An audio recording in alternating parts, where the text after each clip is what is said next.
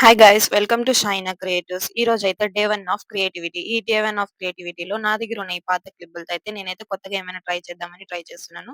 So, ఈ video ఎండింగ్‌లో అయితే నేనేం చేశానో మీకైతే చూపిస్తాను చూసేయండి. అలాగే ఈ వీడియోని చూస్తూ ఒక విషయం గురించి అయితే మనం మాట్లాడుకుంటాం. కొంతమంది ఉంటారు ఏమంటే ఎవరైనా ఏమైనా చేస్తుంటే వాళ్ళని ఎంకరేజ్ చేయడం వదిలేసి వాళ్ళని డిస్కరేజ్ చేస్తూ ఉంటారు. మీకా ఇది అవసరమా? ఇంత చదువు చదువుకొని ఇవన్నీ చేయడం అవసరమా? అసలు దీన్ని చేయడం వల్ల ఏమైనా లాభం ఉందా మీకు? అని చాలా మంది చాలా మాటలే మాట్లాడుతుంటారు. కానీ నేనైతే స్ట్రాంగ్‌గా బిలీవ్ చేసేది ఒక్కటే. ఈరోజు మన వెనకాల మాట్లాడిన వాళ్ళే రేపటి రోజు మన ముందరొచ్చి మనల్ని పొగిడే రోజు కన్ఫర్మ్‌గా వస్తుంది.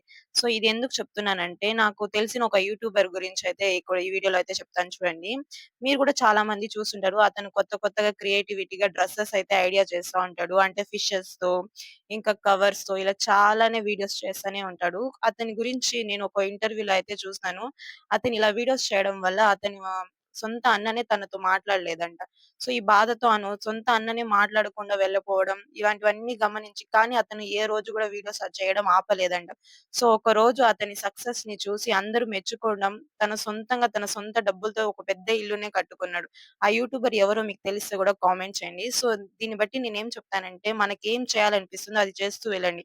సక్సెస్ అనే రోజు వచ్చిన రోజు మన ముందరే వాళ్ళొచ్చి పొగడతారు. సో, మన వెనకాల మాట్లాడే వాళ్ళని, మనల్ని ఎగతాళి చేసే వాళ్ళని అస్సలు పట్టించుకోకండి. సో, ఈ వీడియోలో నేనైతే ఏం చేశానో చూస్తున్నారు కదా! నేనైతే చేసింది ఇయర్ రింగ్స్. సో, ఇదైతే నాకు చాలా బాగా నచ్చింది. సో, మన వీడియో బాగా నచ్చినట్లయితే లైక్ చేయండి, షేర్ చేయండి, అలాగే సబ్స్క్రైబ్ చేసుకోండి.